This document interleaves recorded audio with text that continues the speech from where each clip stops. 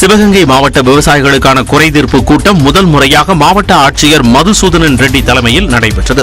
காரைக்குடி கண்ணதாசன் மணிமண்டபத்தில் நடந்த இந்த கூட்டத்தில் மாவட்டத்தின் அனைத்து துறை சார்ந்த அதிகாரிகள், அலுவலர்கள் மற்றும் 200க்கு மேற்பட்ட விவசாயிகள் பங்கேற்றனர். 100க்கு மேற்பட்ட விவசாயிகள் தங்களது குறைகளை நேரடியாக ஆட்சியரிடம் கூறிய நிலையில் அதற்கு முறையான பதிலுடன் உரிய நடவடிக்கை எடுக்க அதிகாரிகளை ஆட்சியர் அறிவுறுத்தினார். கூட்டம் நடைபெற்றுக் கொண்டிருந்த வேளையில் சில அதிகாரிகள் தூங்கினர்.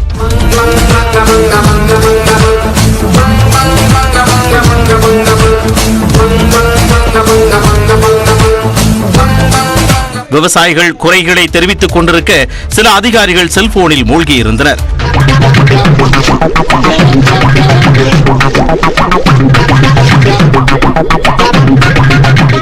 கூட்டத்தில் ஒரு சில அதிகாரிகள் விருப்பமின்றி இருந்தாலும் சில அதிகாரிகள் விவசாயிகளின் குறைகளை கூர்ந்து கவனித்து நடவடிக்கை எடுப்பதாக உறுதியளித்தனர். சென்னையிலிருந்து மதுரை நோக்கி செல்லும் தேஜஸ் விரைவு ரயில் நாளை முதல் தாம்பரத்தில் நின்று செல்லும் என தெற்கு ரயில்வே அறிவித்துள்ளது. சென்னை எழும்பூரிலிருந்து மதுரைக்கு தேஜஸ் விரைவு ரயில் கடந்த 2019ஆம் ஆண்டு மார்ச் 1ஆம் தேதி முதல் இயக்கப்பட்டு வருகிறது. சென்னையிலிருந்து மதுரைக்கு 6 மணி நேரத்தில் செல்லும் ரயில் என்பதால் பயணிகள் அதிக அளவில் இந்த ரயிலில் பயணிக்க ஆர்வம் காட்டி வருகின்றனர். எழும்பூரிலிருந்து புறப்படும் இந்த ரயில் அடுத்ததாக திருச்சியில்தான் நிற்கும். எனவே தேஜஸ் ரயில் தாம்பரத்தில் நின்று செல்ல வேண்டும் என பயணிகள் தொடர்ச்சியாக கோரிக்கை விடுத்து வந்தனர். இந்த நிலையில் தேஜஸ் ரயில் நாளை முதல் தாம்பரம் ரயில் நிலையத்திலும் நின்று செல்லும் என தெற்கு ரயில்வே அறிவித்துள்ளது. இந்த அறிவிப்புக்கு மத்திய இணையமைச்சர் எல் முருகன் நன்றி தெரிவித்துள்ளார். இது தொடர்பான ட்விட்டர் பதிவில் தமிழக மக்கள் சார்பில் விடுத்த கோரிக்கையை ஏற்று உத்தரவு பிறப்பித்த மத்திய ரயில்வே அமைச்சருக்கு நன்றி தெரிவிப்பதாக அவர் குறிப்பிட்டுள்ளார்.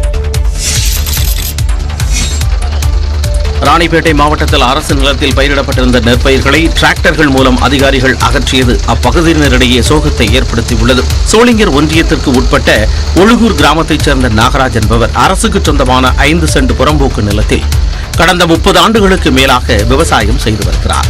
இவர் முறையாக அந்த நிலத்திற்கு வரி கட்டி வந்துள்ளதாக கூறப்படுகிறது. இந்நிலையில் அந்த இடத்தில் இருளர்களுக்கான குடியிருப்பு அமைக்க வேண்டும் என்று அதிகாரிகள் நாகராஜிடம் கூறி வந்த நிலையில் வெள்ளிக்கிழமை அன்று நெற்பயிர்கள் முழுவதையும் டிராக்டர் மூலம் உழுது அரசு அதிகாரிகள் அகற்றினர்.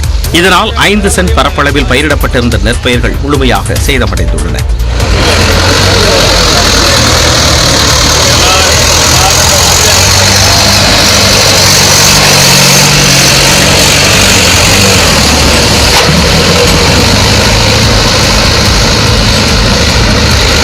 திடீரென நெற்பயிர்களை அகற்ற வேண்டாம் என விவசாயிகள் முறையிட்டும் அரசு அதிகாரிகள் கண்டுகொள்ளாதது அப்பகுதி மக்களிடையே சோகத்தை ஏற்படுத்தியது.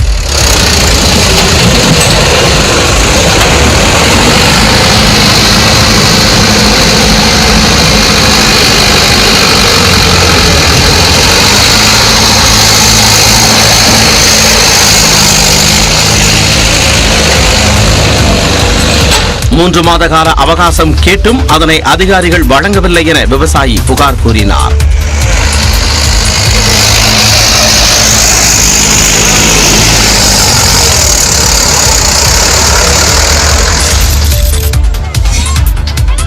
சேலம் மாவட்டம் கருப்பூர் அருகே திருமணமான ஒரே வருடத்தில் இளம்பெண் தூக்கிட்டு தற்கொலை செய்து கொண்ட நிலையில் கணவர் மீது நடவடிக்கை எடுக்க கோரி உறவினர்கள் சாலை மறியலில் ஈடுபட்டதால் அந்த பகுதியில் போக்குவரத்து பாதிக்கப்பட்டது.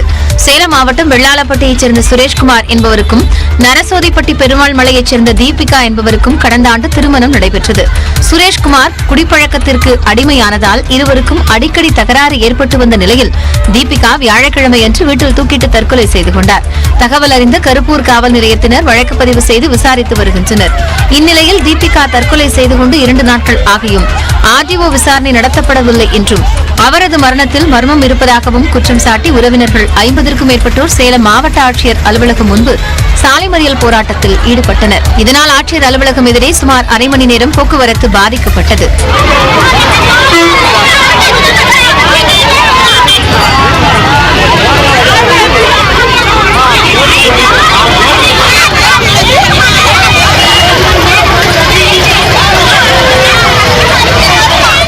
காவல்துறையினரின் சமாதான பேச்சுவார்த்தையை தொடர்ந்து தீபிகாவின் உறவினர்கள் கலைந்து சென்றனர். பிரதமரின் வீடு வழங்கும் திட்டத்தில் முறைகேடுகளை தடுக்க வேண்டும் என்று தமிழ்நாடு அரசுக்கு உத்தரவிடப்பட்டுள்ளது. பிரதமரின் வீடு வழங்கும் திட்டத்தில் முறைகேடுகள் நடைபெறுவதை தடுக்க புதிய நெறிமுறைகளை வகுக்க தமிழ்நாடு அரசுக்கு உயர்நீதிமன்ற மதுரை கிளை உத்தரவிட்டுள்ளது. திருச்சி மாவட்டம் மருதூரில் உயிரிழந்தவரின் கையெழுத்தை போட்டு கட்டப்படாத வீட்டை கட்டியதாக கூறி 2,40,000 ரூபாய் மோசடி செய்த அதிகாரிகள் மீது நடவடிக்கை எடுக்க கோரி உதயகுமார் என்பவர் பொதுநல வழக்கு தொடுத்திருந்தார். இந்த வழக்கை விசாரித்த நீதிபதிகள் கிருஷ்ணகுமார், விக்டோரியா கௌரி அமர்வு ஏழை பயனாளிகள் வீடு கட்ட வழங்கப்படக்கூடிய நிதியில் முறைகேடுகள் நடைபெறுவதை தடுக்க ஊரக வளர்ச்சித்துறை முதன்மை செயலர் புதிய நெறிமுறைகளை வகுத்து அது குறித்த அறிக்கையை சமர்ப்பிக்க வேண்டும் என்று உத்தரவிட்டனர். மேலும் முறைகேடுகளை தடுக்க விளம்பரங்கள் மூலமாக பொதுமக்களுக்கு விழிப்புணர்வு ஏற்படுத்த வேண்டும் என்று தெரிவித்த நீதிபதிகள் முறைகேட்டில் ஈடுபட்ட அதிகாரிகள் மீது எடுக்கப்பட்ட குற்றவியல் நடவடிக்கை குறித்து பதில் மனு தாக்கல் செய்ய தமிழ்நாடு அரசுக்கு உத்தரவிட்டு வழக்கை ஒத்திவைத்தனர். தமிழ்நாட்டின் பல்வேறு பகுதிகளில் நடைபெற்ற சாலை விபத்துகளில் 5 பேர் உயிரிழந்தனர்.